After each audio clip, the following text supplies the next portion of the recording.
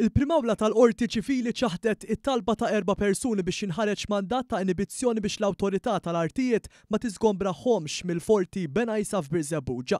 Dan hekk kif Luigi Vella, Julian Vella, George Vella u Jolene Grima talbu lill-qorti biex iżżomm lill-awtorità tal-artijiet milli tiżgombrahom mill-imsemmija forti wara li argumentaw li għandhom titolu validu fuq il-plott hekk kif ħallsu l-kera.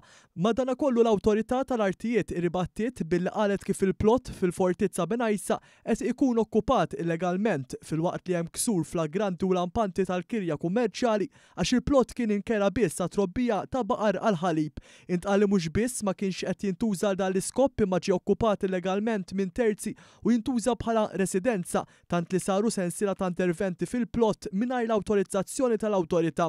Argumentat ukoll li min okkupa illegalment il-binja ma ppreżenta l-ebda rikors quddiem it-Tribunal ta' Reviżjoni Amministrattiva skont kif qed titlob il-liġi daqstant litra uffiċjalment ta' żgombrament tista' titqies bħala deċiżjoni tal-qorti.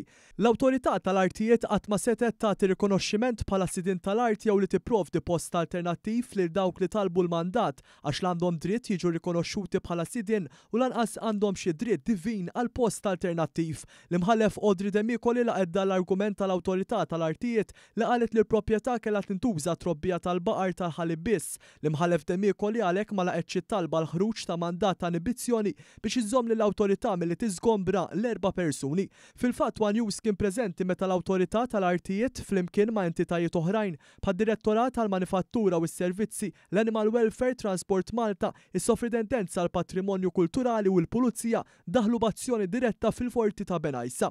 Uffiċjali tal-awtorità tal-artijiet bidlu s-serraturi ta' strutturi li kienu imsakrin u kellu jsir inventarju għal kull struttura li qed tiġi okkupata illegalment. Waqt l-operazzjoni xi wħud mill-persuni li kienu qed jokkupaw bla titolu identifikaw lilhom infushom u b'effett immedjat taw aċċess lill-uffiċjali biex jieħdu ritratti u jfasslu l-inventarju. Dawn il-persuni ntrabtu li jneħħu l-affarijiet tagħhom mis-sit u fin-nuqqas ta' konformità se jiġu konfiskati mill-awtorità li se tkompli segwi biex tara li l-istrutturi kollha f'dan is-sit ikunu issiġillati u li l-okkupanti legali joħorġu kollha skont kif stabbilit. Sa dan it-tant l-istess awtorità dejja b'ħidma biex jinbeda l-proċess ta' riabilitazzjoni tal-fortizza.